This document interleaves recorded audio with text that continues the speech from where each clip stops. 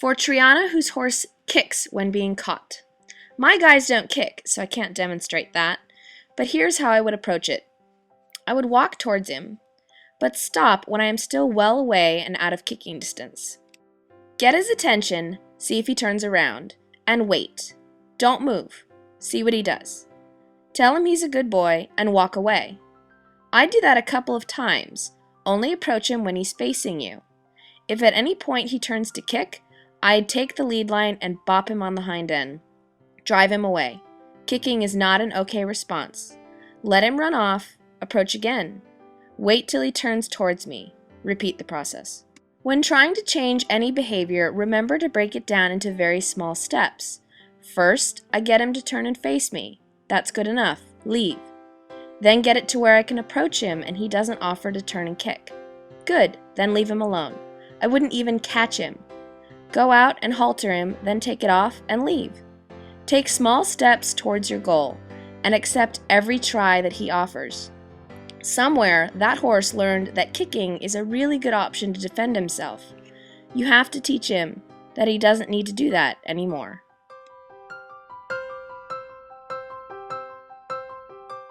For Carla and anyone having pullback issues, when I was first teaching Aries to tie, I would wrap tie him. I took the lead line and just wrapped it a couple of times around the tie rail or post. If he panicked, he could easily pull free and didn't feel trapped. Once he was pretty reliable with that, I graduated to tying him with just one loop. Aries has only pulled back twice, and both times he stopped pretty quickly. I have never used those bungee ties, but that might be worth a try.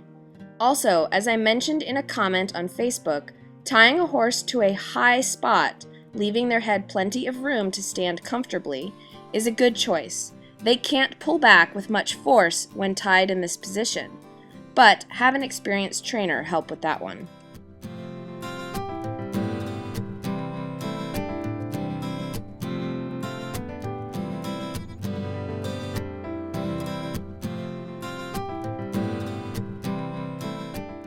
Aries' left side is fast making progress towards being more even with his right side.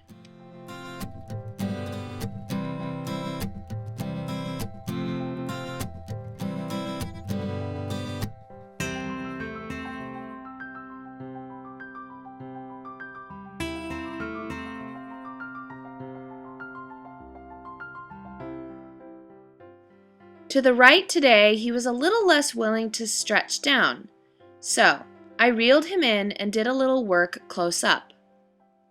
I'm sure there are many more uses for this exercise that I will learn over time, but I am so thrilled with how well it works to get Aries to stretch. You can see he is bent through almost his whole body and that his inside hind foot steps up and forward toward the midline. Anyone ever tells you that it's hard to get a horse to learn how to bend? Just show them this clip, please. After a few smaller circles, it's back out on the big circle to see how well the exercise worked.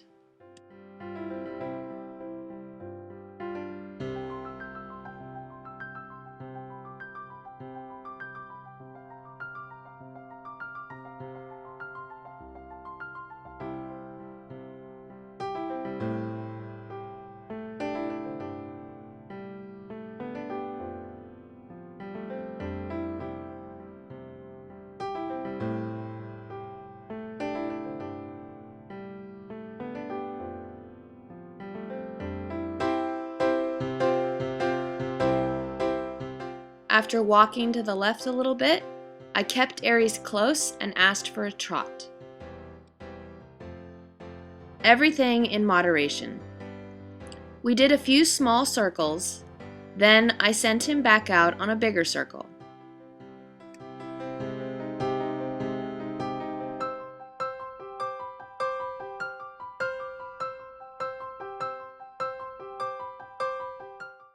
I reeled him back in for some more close-up work, and this time incorporated tapping his inside hind leg.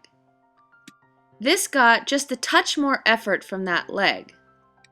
I asked Manolo about helping to strengthen Aries' weaker right hind leg, and he suggested this is the exercise. done with both hind legs individually. I also asked him, we tap the back legs on the front and the back, and we tap the front of the front legs, but why don't we tap the back of the front legs? He said it causes the horse to shape himself in a way that we don't want. In response to tapping the back of the front legs, the horse will snap their hoof up towards their elbow, and the hind end will start to fall out behind with the effort.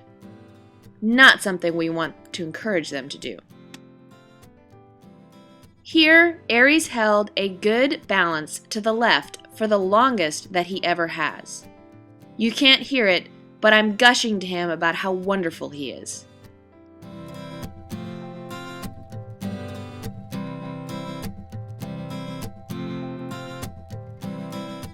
This upward transition was icky.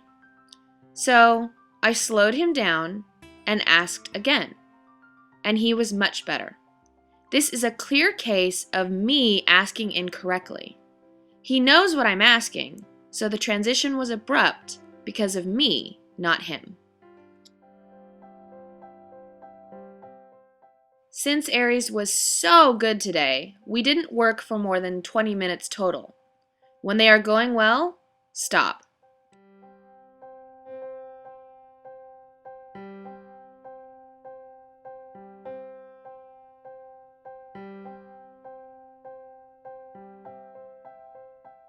For anyone with mounting block issues, here is what you want to get to. I get up on the mounting block and ask Aries to step forward. If he takes even a step, I reward and pet him. At this point, I would usually get down and walk around, but Aries is an old hand at this, so I don't. Then I ask him to step forward a little further. After each time your horse offers to step forward, I would get off the mounting block. When you get back on the mounting block, ask the horse to come forward again. Come back to the mounting block later. Just like with catching, when teaching something new or trying to change an old habit, I always break it down into baby steps. The horse gets to accomplish something when you do that. They are more likely to try for you if you accept every effort they make. So keep your requests small and progressive. If the horse dances away, that's okay. Just stay where you are and keep asking until they take just one step in the direction you're asking for. Then leave them alone, praise, step down, and go do something else.